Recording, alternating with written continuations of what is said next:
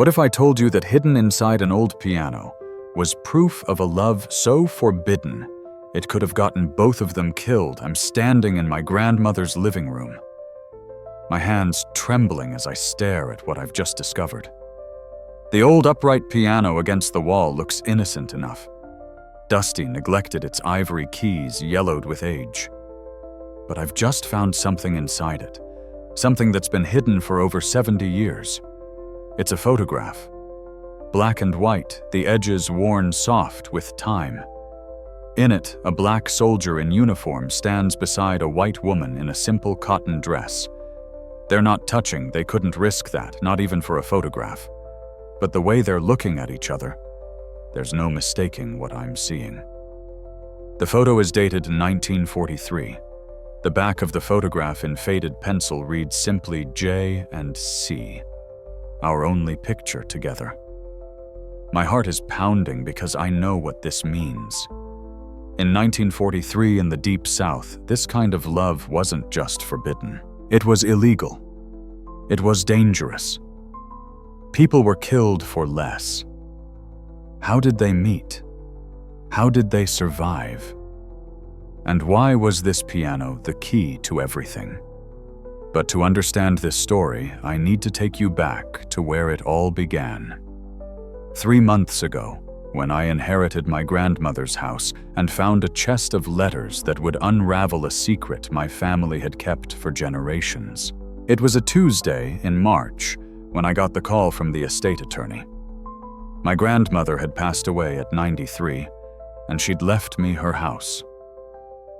The old place in rural Georgia where she'd grown up, where she'd spent her final years after my grandfather died. I'd visited that house exactly twice in my life. My grandmother never talked much about her childhood, never encouraged us to dig into the past. Some things are better left alone, she used to say, her eyes distant, her voice firm. I always thought she was just a private person. Now I understand she was protecting something. The house sat at the end of a long dirt road surrounded by ancient oak trees draped in Spanish moss. It was smaller than I remembered, a simple wooden structure with a wraparound porch and shutters that had seen better days. Inside, everything was exactly as she'd left it. Furniture from another era, photographs on the walls of people I didn't recognize. And in the corner of the living room, that piano. I spent the first week just sorting through things, deciding what to keep, what to donate, what to throw away. It was in the attic on the 8th day that I found the wooden chest. It was tucked behind a stack of old boxes, covered in a layer of dust so thick it must have been untouched for decades. The chest itself was beautiful hand-carved oak with brass fittings that had tarnished to a dull green. There was no lock, just a simple latch. Inside were letters, dozens of them, maybe 100 or more, all in the same 2 handwriting styles. The envelopes were yellowed, some torn at the edges, addressed to places I'd never heard of. Army postal codes, APO numbers. The postmarks ranged from 1943 to 1945. I picked up the first letter with shaking hands. The envelope was addressed to Miss Catherine Mitchell, Route 2, Maplewood, Georgia. The return address simply read, Private. Joseph Hayes Company B, 92nd Infantry Division. I didn't know it yet, but that piano held a secret that would change everything I thought I knew about my family. The first letters from Joseph were careful measured. You could feel him choosing every word, knowing that military censors would read everything before it reached Catherine's hands. But even through that caution, his voice came through.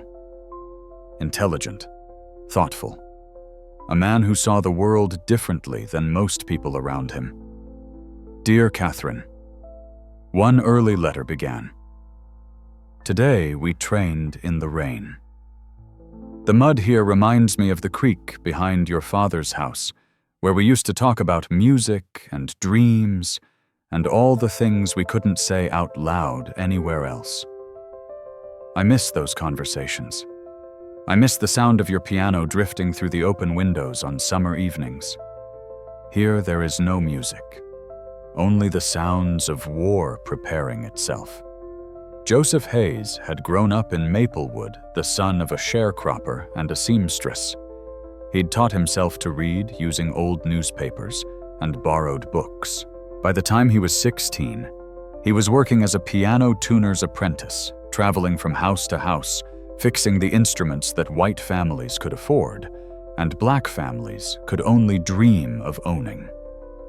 He had a gift for it.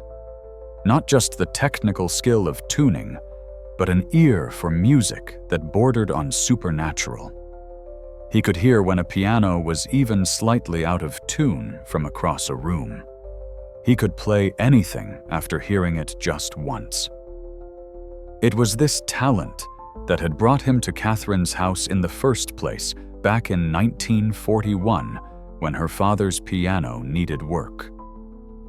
The letters revealed a man who saw music as a language beyond race, beyond the brutal segregation that defined every aspect of life in the Jim Crow South.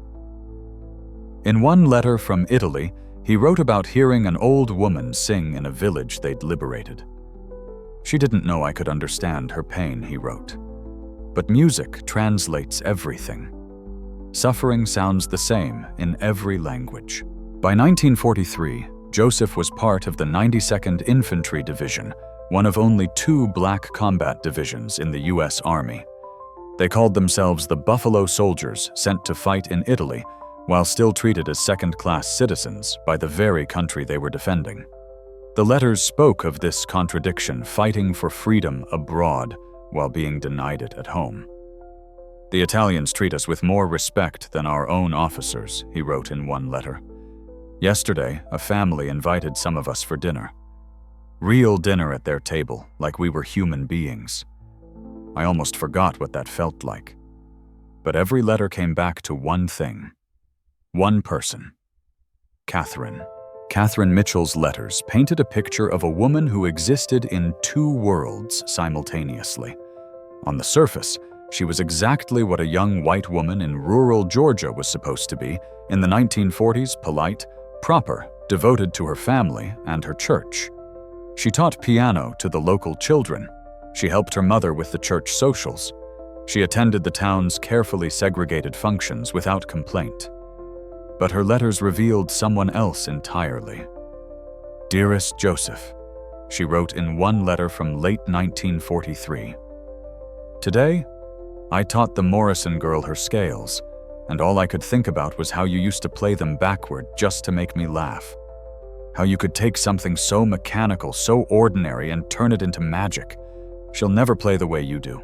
No one will. I tell myself that I'm teaching her music, but really I'm just going through the motions, counting the days, until you come home and fill this house with real music again." Catherine was 22 when Joseph first came to tune her father's piano.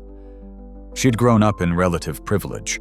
Her father was the town's music teacher, which meant they weren't wealthy, but they were educated, respectable. She'd been playing piano since she was 5. By the time she was a teenager, she was the best pianist in the county.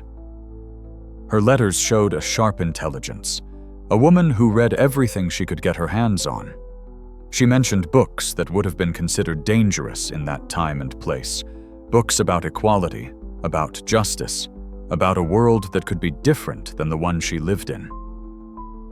"I've been reading Frederick Douglass," she wrote in one letter. "I had to order it from a bookstore 3 counties away and have it sent under a different name. If anyone here knew what I was reading, they'd call me a traitor. But how can it be treason to want the world to make sense?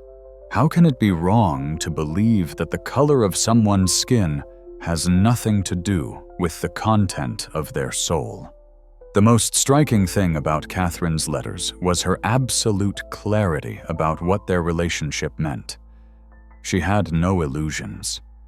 She knew that what they were doing was illegal in Georgia, where anti-miscegenation laws had been on the books since Reconstruction.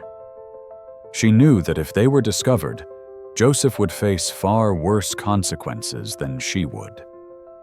She knew that people had been lynched for less. But she also knew with unwavering certainty that what they had was worth the risk. "Let them call it illegal," she wrote. "Let them call it immoral. I know what I feel when you play the piano. I know what I see when you look at the world and describe it back to me in ways I've never considered.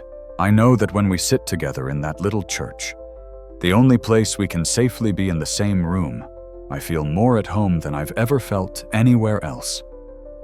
If that's wrong, then I don't want to be right." She wrote about the loneliness of keeping their secret, about playing the piano alone in her parents' house and imagining that Joseph could somehow hear it thousands of miles away, about the careful lies she had to tell when people asked why she wasn't courting anyone, why she wasn't interested in the young men from church who came calling. "How can I explain," she wrote, "that I've already given my heart to someone, and distance doesn't change that? How can I tell them that I'm waiting for a soldier who may never come home, and even if he does, we can never have the life that everyone expects me to want?" The later letters, as the war dragged on, became more desperate, more raw. "Sometimes I'm so angry I can barely breathe," she wrote in early 1945. Angry at this town, angry at these laws, angry at a world that would rather see us apart than together, angry at a God who would create love and then tell us it's forbidden. But then I remember your hands on the piano keys, the way you made music that sounded like hope, and I think we're going to survive this. Somehow we're going to find a way." The letters revealed how it started, how two people divided by every law and custom of their time found their way to each other. It was September 1941. Joseph was 19, working for Mr. Patterson, the only piano tuner within 50 miles. They'd been called to the Mitchell house because Catherine's piano had gone out of tune during the humid summer months. Joseph described that first meeting in a letter from 1944, when memory was all he had. "I remember walking into your father's parlor and seeing you sitting at that piano. You were playing Chopin the Nocturne in E-flat major, and you were playing it wrong. Not technically wrong, the notes were all correct. But the feeling was wrong. Too rigid, too careful. I stood there for maybe 5 full minutes before you noticed me, and I could tell you were embarrassed that some tuner's assistant had been listening to you play." Catherine's account of the same moment. "You stood there with your tool bag looking at me like you were trying to solve a puzzle. And then you said, 'May I?' and sat down at the piano without waiting for an answer. You played the same passage I'd just played, but the way you played it was like hearing it for the first time. Like the piano was speaking a language I'd been trying to learn my whole life, but never quite understood until that moment. In that era, in that place, what happened next shouldn't have been possible. Joseph should have tuned the piano in silence, collected his fee, and left. Catherine should have stayed in another room as propriety demanded. They should never have spoken beyond what was absolutely necessary. But Catherine asked him how he learned to play like that. And Joseph, instead of giving a short deferential answer and leaving, told her the truth. "I listen to what the music is trying to say," he said, "and then I try to help it say it better." They talked for 3 hours that day, while Mr. Patterson worked on another piano across town. They talked about music, about Chopin and Beethoven and Scott Joplin, about the difference between technical perfection and emotional truth, about how a piece of music could mean something completely different depending on who was playing it and why. I knew that day Joseph wrote that I was in trouble, not because of the laws or the danger, I'd grown up with those. I knew how to navigate them, how to make myself small and invisible when necessary. But I'd never met anyone who understood music the way you did, who heard what I heard, and I knew that I couldn't just walk away from that. The next week, Mr. Patterson sent Joseph back to the Mitchell house. The piano needed some additional adjustments. And the week after that, and the week after that. Looking back through the lens of the letters, it was clear that both Joseph and Catherine were creating excuses for him to return. A sticky key, a string that sounded slightly flat, adjustments that any decent tuner could have fixed in a single visit. Catherine's father, absorbed in his work at the school, didn't notice. Or perhaps he noticed and didn't care, as long as the work was being done professionally and his daughter was properly supervised, which she was in the sense that they never touched, never did anything that could be construed as improper. But they talked. About everything. They discovered that they'd both lost their mothers young, that they both felt like outsiders in their own communities, that they both dreamed of a world bigger and more beautiful than the narrow confines of Maplewood, Georgia. "You told me about the books you weren't supposed to read," Joseph wrote. "And I told you about the music I heard in my head that I could never play out loud because it would have been seen as uppity. We were both living secret lives inside our own heads, and suddenly we'd found someone who could see those secret selves." By winter of 1941, they'd established a routine. Joseph would come to tune the piano every Saturday morning. They would talk while he worked. And then at noon, they would both make their way separately to the small African Methodist Episcopal church on the edge of town. The AME church was one of the only places in Maplewood where black and white people could be in the same room without raising suspicion, as long as the white person was there for some benevolent purpose. Catherine had started volunteering there, teaching piano to the children of the congregation. It was seen as charitable work perfectly appropriate for a young woman of her station. What no one knew was that after the children's lessons ended, after the last parent had collected their child and the church had emptied out, Catherine and Joseph would sit together in the back pew and talk for hours. "That church became our whole world," Catherine wrote. "Those 3 or 4 hours every Saturday, when we could sit in the same room, breathe the same air, speak freely without fear of someone overhearing. I know it wasn't enough. I know we both wanted more. But in those moments it felt like everything. They were careful. Extraordinarily careful. They never arrived together or left together. They never touched in public. They developed a language of glances and small gestures that no one else would notice.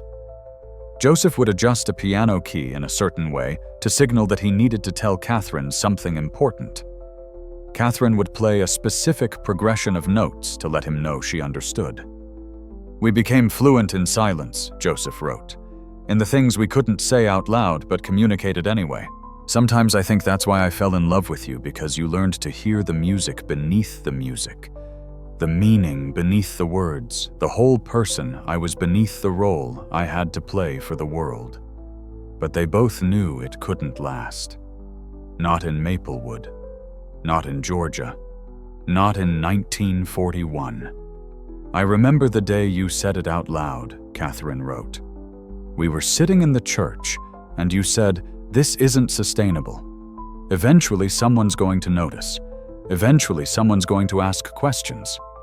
And I said, 'I know.' And we both sat there in silence because there was no solution, no way forward that didn't involve tremendous risk or tremendous loss. And that's when the war changed everything. December 7th, 1941. Pearl Harbor. Joseph was at home when he heard the news on the radio. Within weeks, he knew he'd be drafted. Black men were being called up, though they'd be segregated into their own units, given inferior equipment, often relegated to support roles rather than combat. Part of me wanted to resist, he wrote in a letter from 1943. Why should I fight for a country that treats me as less than human? Why should I risk my life to defend freedom abroad when I don't have it at home? But another part of me thought maybe this is the way out. Maybe if I serve, if I prove myself, if I survive, maybe when I come back, things will be different. Maybe we'll have a chance. He was inducted in February 1942, basic training in Louisiana, where the segregation was even worse than Georgia. Then deployment to North Africa, and eventually Italy. The first letter arrived at Catherine's house in April 1942. Her father brought in the mail, saw the military postmark, and handed it to her with a puzzled expression. "Who do you know in the army?" he asked. Catherine had prepared for this. "Joseph Hayes," she said, "the piano tuner's apprentice. He asked if he could write to me. I thought it would be nice to send letters to a soldier, keep his spirits up. It's the charitable thing to do." Her father, a kind man who saw charity work as the highest calling, nodded approvingly. "That's very thoughtful of you, dear. I'm sure it means a lot to these boys getting mail from home." And just like that, their correspondence became acceptable. Encouraged, even. As long as Catherine framed it as charity, as Christian duty, no one questioned why she was writing to a black soldier. No one read the letters closely enough to see what was really being said. But they had to be careful anyway. Every letter that Joseph sent was read by military censors before being mailed. Every letter that Catherine sent could potentially be opened and read by anyone handling the mail. They developed a code, not a sophisticated cipher, but a way of saying things that would sound innocent to a casual reader, but would carry deeper meaning to each other. "The piano at the church sounds beautiful these days," Catherine would write, which meant, "I miss our Saturdays together. I miss being able to sit with you and talk. I'm learning new songs from the Italian locals," Joseph would write, which meant I'm experiencing a world where people don't judge me by my skin color first. And it's making me realize how wrong our world is. The early letters were full of mundane details, surface-level observations.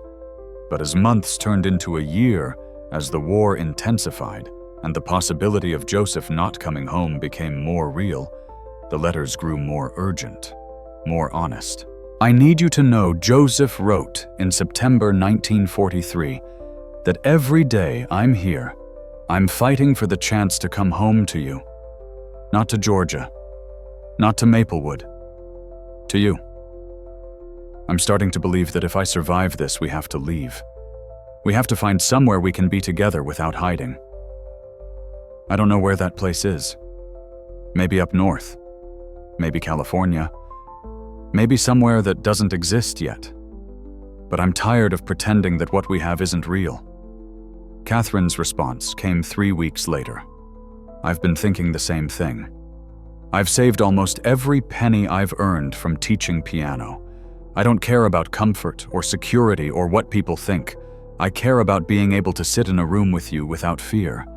About being able to introduce you as the person you are to me, not as some charity case I'm helping. If you come home when you come home, we'll leave. Together, I promise." The piano in Catherine's parents' house became her lifeline. Every evening she would play for an hour. Sometimes classical pieces, sometimes jazz, sometimes songs that she and Joseph had talked about in the church. "When I play," she wrote, "I imagine that somehow you can hear it. I imagine the music traveling across the ocean, across mountains and battlefields, finding you wherever you are. I imagine you closing your eyes and recognizing the songs and knowing that I'm thinking of you. It's probably foolish, but it's the only thing that makes the distance bearable." Joseph wrote about hearing music in unexpected places. A fellow soldier who played harmonica, a USO show that came through their camp, an Italian woman singing to her children in a bombed-out building. Every time I hear music, he wrote, I think of you. I think of your hands on the piano keys. I think of the way you explained to me once that music is just organized sound, but organized sound can break your heart or mend it, can make you remember things you thought you'd forgotten, can say the things that words can't say. You were right. That's what your memory does for me.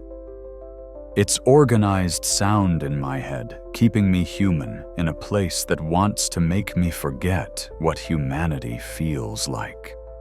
By 1944, Joseph's division was in heavy combat in northern Italy. The letters became less frequent. Sometimes weeks would pass between them. Each time a letter arrived, Catherine would hold it for several minutes before opening it, terrified that it might be the last one. Terrified that the next mail delivery would bring a telegram from the War Department instead. I won't lie to you, Joseph wrote in March 1944. It's bad here. We lost men yesterday. Good men. I can't tell you where or how because the censors would cut it out. But I need you to know that every time I close my eyes, I see the piano in that church. I see you sitting next to me in that back pew. I hear your voice explaining to me why Beethoven was revolutionary, why Chopin understood sadness better than joy, why Scott Joplin deserves to be remembered alongside the Europeans.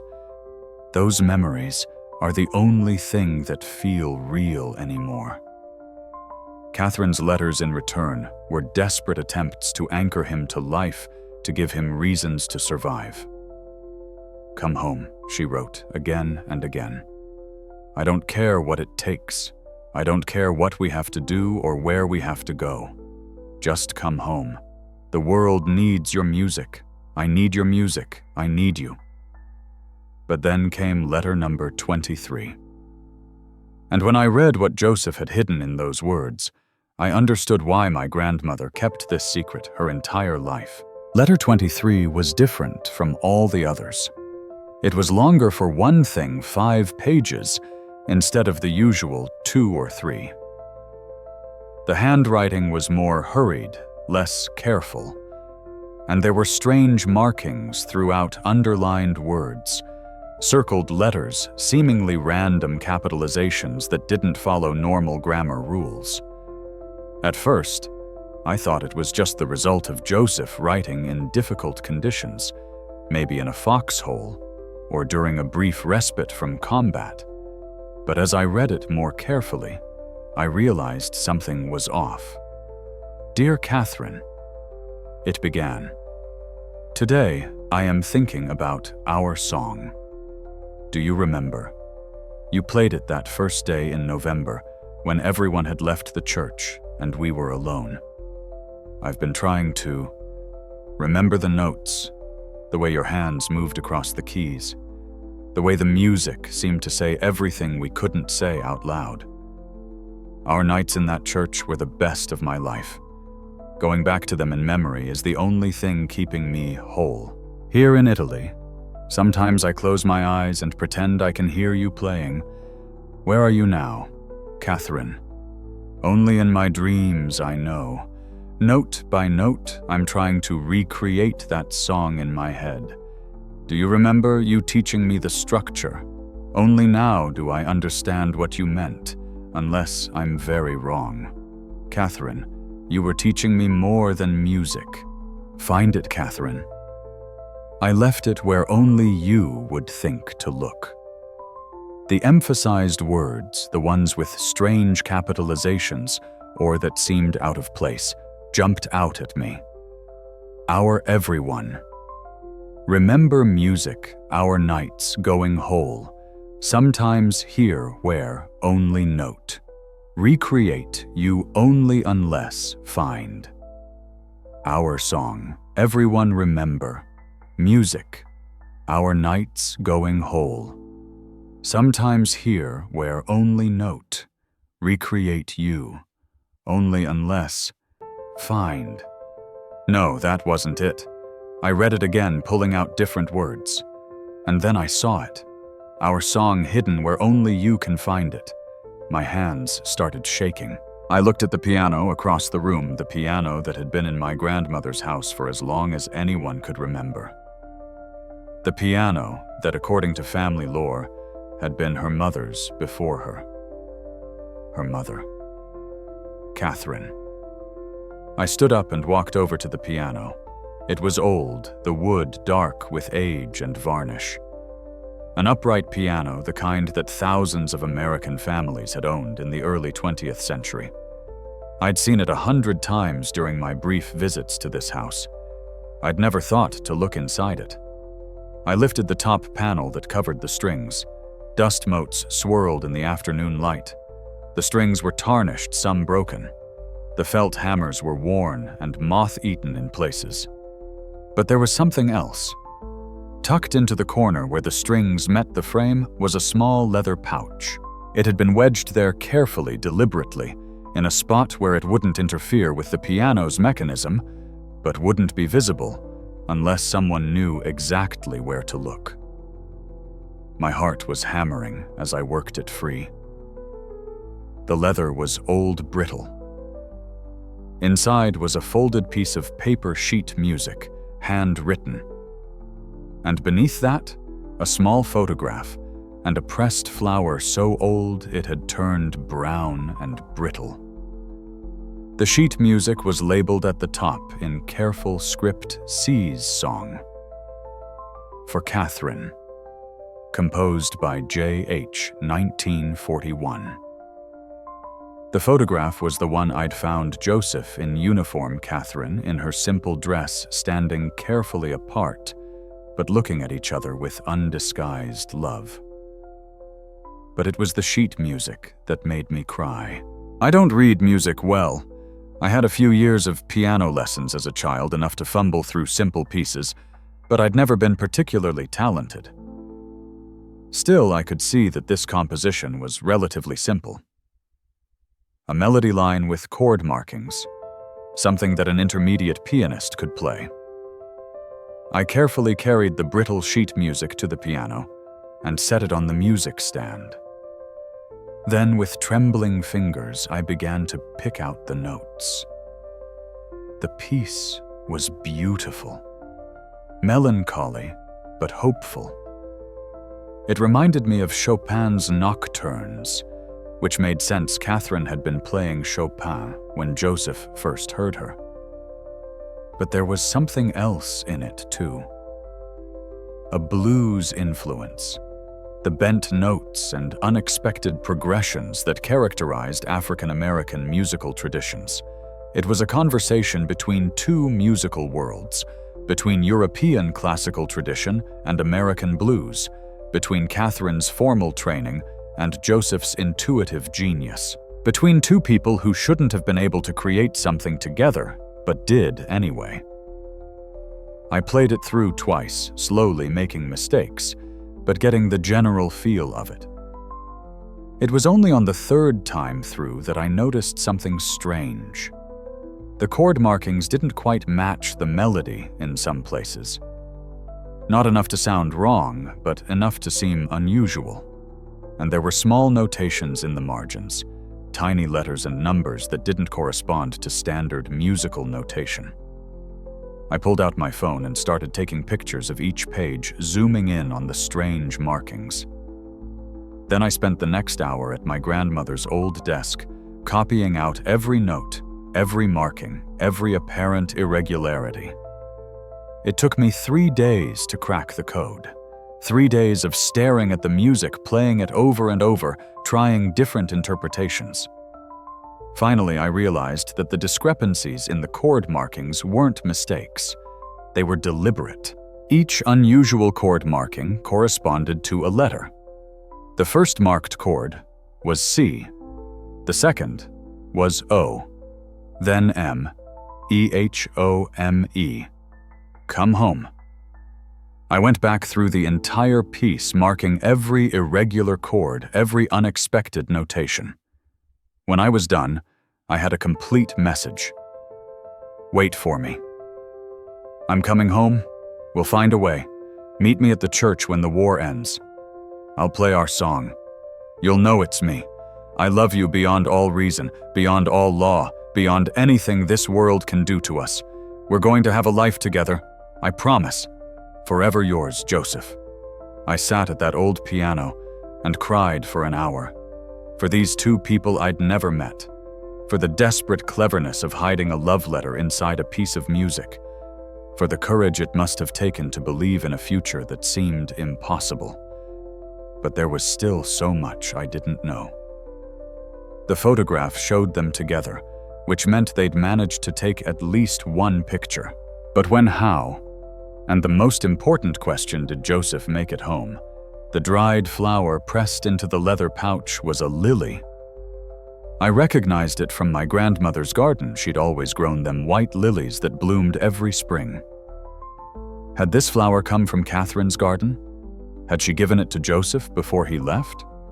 Or had he picked it for her after he returned? I needed to know the rest of the story. I went back to the letters with new understanding. Now I could see the coded messages hidden throughout. References to the song that I'd thought were just romantic nostalgia were actually reminders about the hidden composition. Mentions of that place we love always referred to the church where they'd hidden their relationship. The letters from 1944 painted a picture of increasing desperation on both sides. Joseph's division saw heavy combat in the Italian campaign. His letters, when they came, were brief and often heavily censored, entire paragraphs cut out by military reviewers. But even through the redactions, his voice came through. Yesterday we lost, censored. And I keep thinking about what you said once about music being the only honest language. If I could compose what I'm feeling right now, it would be all minor chords and dissonance. But underneath it, there would still be that melody you taught me. The one that sounds like hope, even when everything else sounds like ending. In June 1944, Joseph was wounded. Not critically, but seriously enough to spend 2 months in a field hospital. Catherine didn't learn about this until weeks after it happened. The notification system for black soldiers was slower, less reliable. When she finally received the letter from Joseph's commanding officer, she wrote back immediately, desperately. But there was nowhere to send the letter. Joseph wasn't her husband, wasn't her fiancé in any official capacity. She had no right to information about his condition, no ability to visit him, no way to know if he was really okay or if the official letter was hiding the truth. "I've never felt so powerless," she wrote in her diary. Yes, in addition to the letters, I'd found Catherine's personal diary, where she wrote things she couldn't even tell Joseph. He could be dying in some hospital across the ocean, and I wouldn't know. I couldn't go to him even if I knew where he was. In the eyes of the world, I'm just some white girl who writes charitable letters to a Negro soldier. I have no claim to him, no rights, no power. And it's making me understand in a way I never fully did before what it means to be powerless. What he's lived with his entire life. This feeling of having your humanity acknowledged only at society's convenience. When Joseph's next letter finally arrived in August, Catherine kept it under her pillow for a week, too afraid to open it. What if it was a goodbye? What if he was telling her that he wouldn't survive the war, that she should move on, that their dream of a future together was impossible? But when she finally found the courage to read it, the letter was full of determination. "I'm alive," he wrote, "wounded but alive. And I'm more certain than ever that we're going to make this work. Being here, seeing how people in other countries live, how they treat each other. It's shown me that the way things are in Georgia isn't the way things have to be everywhere. There are places where people can love who they love without the law interfering. There are places where the color of someone's skin doesn't determine their entire life. We're going to find one of those places, Catherine. Or we're going to make one." By late 1944, Joseph's division had been transferred from Italy to southern France, then pushing into Germany. The letters became even less frequent. Sometimes a month would pass with no word. Catherine taught her piano lessons mechanically, attended church services in a daze, waited for the mail with a combination of hope and dread. And then in January 1945, Catherine wrote her last letter to Joseph. The letter that would later become the answer to everything I was trying to understand. "My darling Joseph," it began, "I don't know if this letter will reach you. I don't know if you're even still. No, I won't write that. I won't allow myself to think it. You're alive. You're coming home. You have to be, because I have something to tell you. Something I should have told you before you left, but I was afraid. Afraid that it would distract you, or burden you, or make you take risks you shouldn't take. But now I think you deserve to know the truth. When this war ends, when you come home, meet me at the church. Our church. I'll be waiting every Saturday at noon, just like we used to. I'll keep waiting until you come. And when you do, I'll tell you everything. I'll tell you about the decision I've made. I'll tell you about the plan I have. And I'll tell you that I don't care anymore about the laws or the consequences or what anyone thinks. When the war ends, meet me at the piano. I'll be there, I promise. All my love forever, Catherine." What decision? What plan? I read that letter a dozen times looking for clues, but Catherine had been deliberately vague. She couldn't risk being too specific, couldn't risk someone else reading the letter and understanding what she meant. The next few letters in the collection were all from early 1945. Brief notes from Joseph, increasingly censored, giving no real information about where he was or what he was doing. And then, in April 1945, the letters stopped. No more mail from Joseph. Nothing in May. Nothing in June. The war in Europe ended on May 8, 1945. VE Day. I found a newspaper clipping tucked into Catherine's diary, the headline celebrating victory. But Catherine had written in the margin, "But where is he? Why hasn't he written? Is he alive? Is he coming home?" The war in the Pacific continued until August. More months of silence. More months of Catherine waiting, teaching her piano lessons, playing that composition every evening, and wondering if Joseph would ever come home to hear it. And then, silence. No letters for 6 months.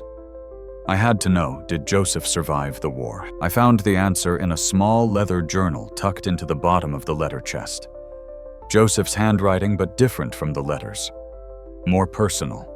Dated October 1946.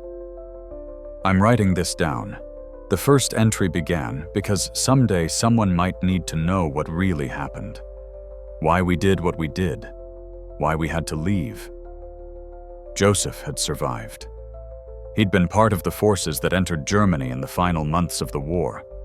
He'd witnessed the liberation of a concentration camp, an experience he wrote about in terms so haunting that I had to put the journal down and walk away several times before I could continue reading. After seeing what hatred can do, he wrote, after seeing where it ends when you convince yourself that some people are less human than others, I knew I could never go back to Georgia and pretend that Jim Crow was acceptable. I couldn't bow my head anymore. I couldn't accept the small cruelties and the large injustices. I'd seen where that road leads, and I would die before I walked it again. He'd arrived back in the United States in September 1946, more than a year after the war ended. The delay was because of the military's segregated discharge system. Black soldiers were processed last, sent home, last given the least help in transitioning back to civilian life. He didn't go home to Maplewood immediately. He couldn't. He'd written to Catherine from a base in Virginia, asking her to meet him, but he hadn't received a response. He didn't know if she'd moved on. Didn't know if she'd waited. Didn't know if her last letter about having something to tell him had been a goodbye. But he'd made a promise. Meet me at the church, she'd written.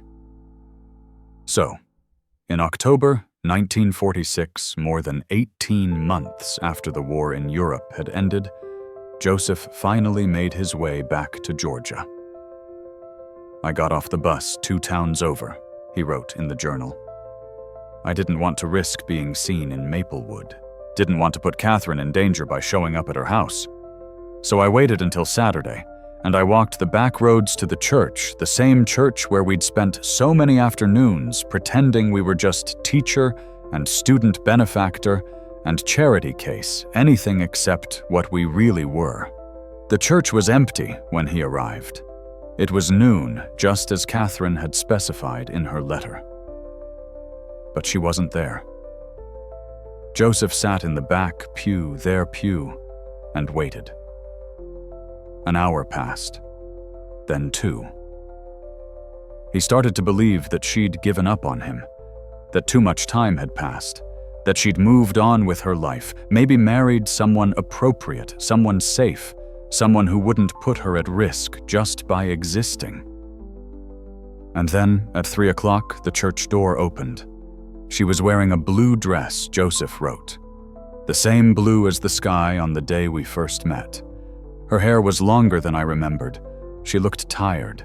But when she saw me sitting there, when our eyes met for the first time in 5 years, she smiled. And that smile told me everything I needed to know. They didn't touch. Not in the church. Not where someone might see. They just sat in that back pew and talked in low voices for hours. Catherine told him about the waiting, about the silence after his letters stopped, about the fear that he was dead and she'd never know. Joseph told her about the war, about what he'd seen, about how it had changed him, about how he knew with absolute certainty that they couldn't stay in Georgia, that they had to leave, that night if possible. And that's when Catherine told him her decision. I've already left, she said, according to Joseph's journal. Not physically, I couldn't leave without knowing if you were alive. But I left in every other way. I stopped caring what my father thinks. I stopped worrying about the town's opinion. I stopped pretending that I'm going to marry some boy from church and live a normal life. There's no normal life for me without you. So whatever you want to do, wherever you want to go, I'm coming with you. They planned everything in that church in hurried whispers, knowing that they had maybe a few hours before someone noticed Catherine was gone, before her father started asking questions. Joseph had saved his military pay. It wasn't much. Black soldiers were paid less than white soldiers for the same work, but it was enough for 2 bus tickets north. Catherine had been saving too secretly for years. Between them, they had maybe $300. Enough to start over somewhere. Enough to disappear. We can go to New York, Joseph said. I have a friend from the war lives in Harlem. Says there are jazz clubs opportunities for musicians. Says it's not perfect, but it's better than here. Says interracial couples aren't common, but they exist. Says the police don't arrest you just for walking down the street together. But there was a problem. The piano, Catherine's piano, the instrument that had brought them together, that had been the hiding place for Joseph's composition, that had been the center of their secret life, was too large to take. Too conspicuous. If they tried to transport it, people would ask questions. People would remember a black man and a white woman traveling together with a piano. It would make them too easy to find. We have to leave it, Joseph said, and Catherine nodded even though tears were streaming down her face. That's when she had the idea. The piano would stay at her father's house at least for now, but she would hide everything that mattered inside it. All the letters, the composition, the photograph they'd managed to take, the one secret image of them together. Everything that proved their love existed would be hidden where only someone who knew to look would find it. Someday, she told Joseph, someone will find these things. Maybe our children. Maybe our grandchildren. Maybe a stranger. But whoever finds them will know. They'll know that we were real. That this love was real. That we chose each other despite everything the world did to keep us apart. They worked quickly. Catherine went home, and told her father she wasn't feeling well, that she was going to bed early. She waited until the house was dark and quiet, then gathered everything. Every letter, every photograph, every scrap of evidence of her relationship with Joseph. She took it all to the piano and carefully, methodically hid it in the compartment Joseph had shown her, the secret space where he'd first hidden the composition. Then she wrote one final letter and placed it with the others. A letter to whoever might find these treasures someday. To whoever is reading this, the letter began. You've found our story, Joseph and I. Our impossible, illegal, dangerous love. By the time you find this, we'll be long gone from Maplewood, from Georgia, from the South. We'll be somewhere we can be together openly, honestly, without fear. Or we'll be dead because that's the risk we're taking. But either way, we chose each other. We chose love over safety. We chose truth over acceptance. We chose each other over everything else. If you've found these letters, know this love won. No matter what happened to us after we left, in this moment, making this choice, love won.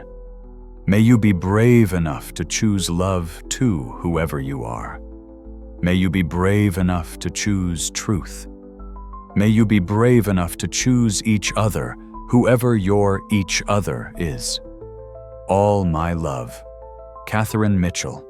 Soon to be Catherine Hayes, if we survive this.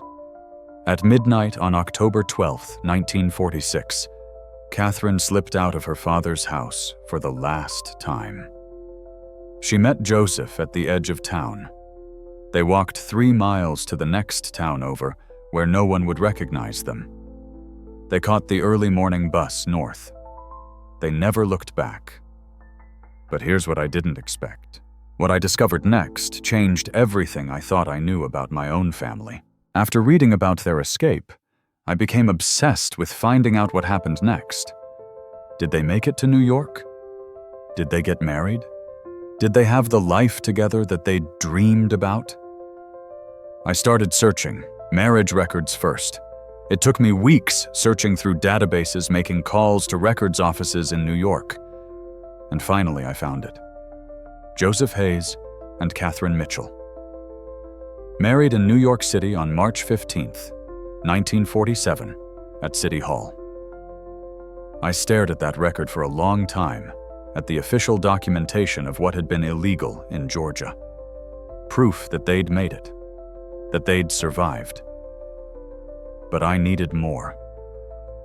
I searched birth records next, and found Elizabeth Catherine Hayes, born December 3, 1948, in Harlem Hospital, New York City. Parents Joseph Hayes and Catherine Hayes. Elizabeth. I recognized that name. It was my grandmother's name. My grandmother who'd spent her final years back in that house in Georgia surrounded by her mother's things. My grandmother who'd never talked about her parents, never explained why a black woman would inherit a house in a white neighborhood in rural Georgia. I pulled out my phone with shaking hands and called my mother, who was still alive and living in Atlanta. Mom, I said, I need to ask you about Grandma Elizabeth, about her parents. There was a long silence on the other end of the line. Then my mother sighed. I was wondering when you'd figure it out, she said. Grandma made me promise not to tell anyone unless they asked directly. Said the story wasn't hers to tell, it was theirs. Said if you found the letters, you'd deserve to know the truth. My mother told me what my grandmother had told her. How Joseph and Catherine had arrived in New York with nothing. How Joseph had found work as a piano player in jazz clubs. How he'd eventually become well known in Harlem music circles, not famous, but respected. How Catherine had taught piano lessons in their small apartment. How they'd lived modestly but happily. How they'd had a daughter in 1948. Elizabeth, my grandmother. Growing up, my mother said Grandma Elizabeth knew she was different. Knew her family was different. This was the late 40s, early 50s. Interracial marriage was still illegal in most states. Even in New York, people stared. People whispered. But her parents never hid their relationship, never pretended to be something they weren't. Grandma said that was the most important lesson they taught her, that love isn't something to be ashamed of. Joseph died in 1982 of a heart attack. He was 60 years old. By then, he'd played piano in dozens of clubs, had taught hundreds of students, had become a fixture of the Harlem music scene. Catherine lived another 13 years. She died in 1995 at the age of 76. In her will, she left everything to her daughter Elizabeth, including the house in Georgia, which she'd inherited from her father when he died in 1968. The house had been empty for years, my mother explained. Catherine's father had lived alone after she left. The town eventually figured out what had happened, that she'd run away with that Negro piano tuner. But by then she was gone.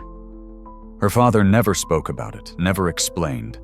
When he died, he left the house to Catherine anyway. Maybe it was his way of apologizing. Maybe he'd understood in the end. Catherine never went back, never even set foot in Georgia again. But she kept the house, kept paying the taxes on it, and when she died, she left it to Grandma Elizabeth with specific instructions. What instructions, I asked? That everything in the house should stay exactly as it was, my mother said. That the piano should never be moved. That someday someone in the family would find the letters and understand why.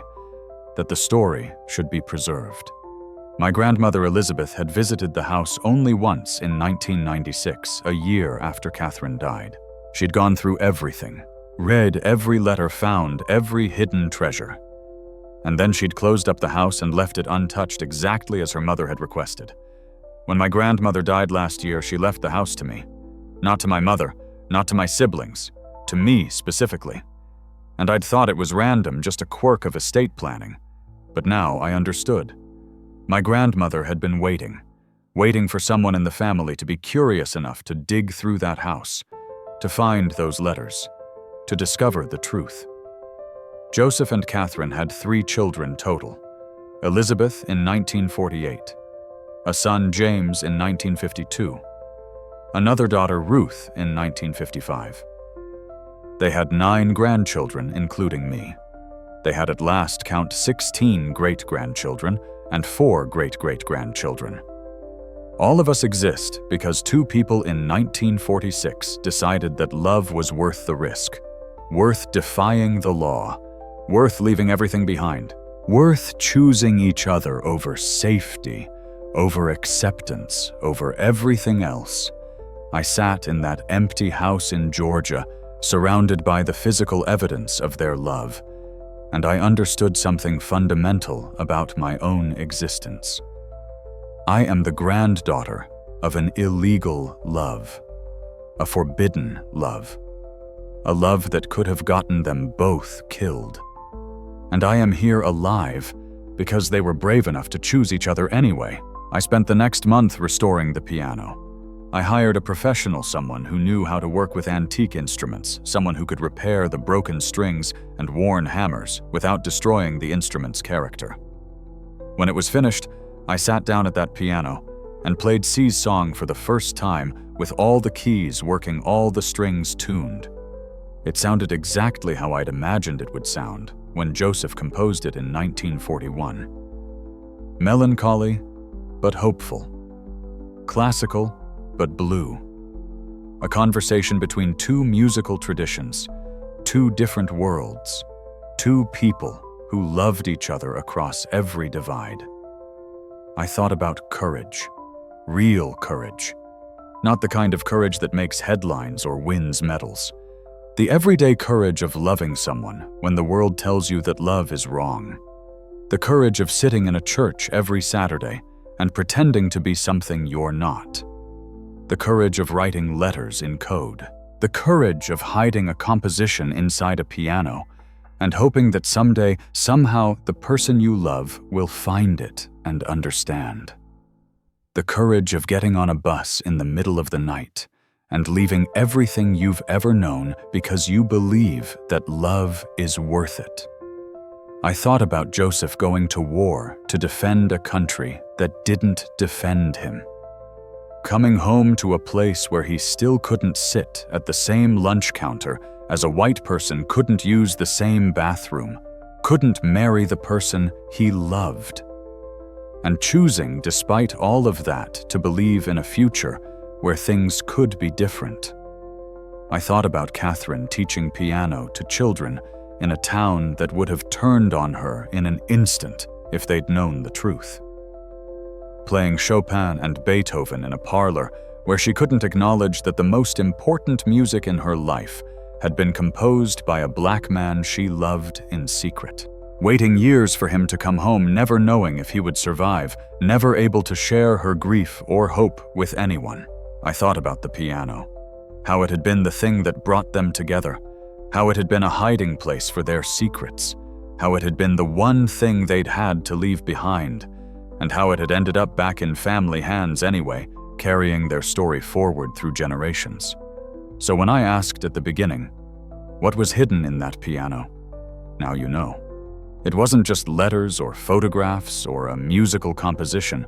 It was proof that love can survive anything, that it can survive unjust laws and societal hatred and war and separation and time itself.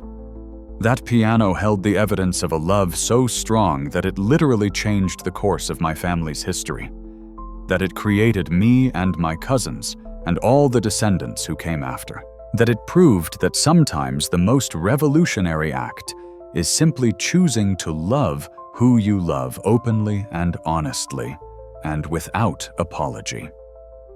Joseph and Catherine lived to see the Civil Rights Act passed in 1964. They lived to see Loving versus Virginia in 1967, the Supreme Court decision that finally made interracial marriage legal in every state. They lived to see a world that slowly, painfully began to catch up to what they'd always known, that love doesn't see color, and laws that try to regulate love are fundamentally unjust.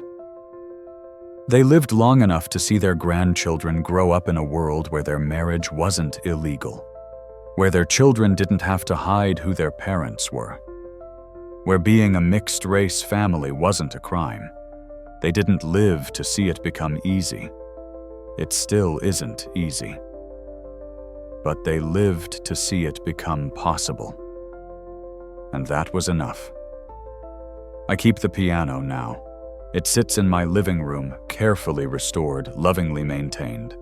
Sometimes I play C's song. Sometimes I just sit next to it and think about the two people who loved each other across an impossible divide and found a way to build a life together anyway.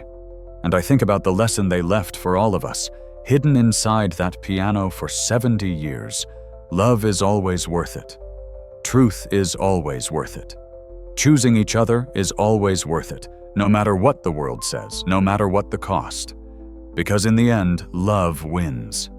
It might take time. It might take courage. It might take sacrifice. But love wins. And that's a song worth playing. A song worth remembering, a song worth passing down through generations. If you've made it this far, thank you for listening to this story. Thank you for bearing witness to Joseph and Catherine's love, to their courage, to their legacy. I'd love to hear your stories too. Do you have family mysteries, untold histories, hidden in attics and trunks and forgotten corners, stories that need to be remembered? Leave a comment below. Share your own discoveries. Because these stories matter. They remind us that the people who came before us were real, complex, brave, flawed human. They remind us that history isn't just dates and events, it's people making choices, taking risks, loving each other despite everything. If you'd like to hear more stories like this one, please subscribe. There are so many untold histories waiting to be discovered. So many love letters hidden in pianos waiting for someone to find them. And remember that love, real, true, brave love, has always existed even in the darkest times. Thank you for listening. And remember, be brave enough to choose love.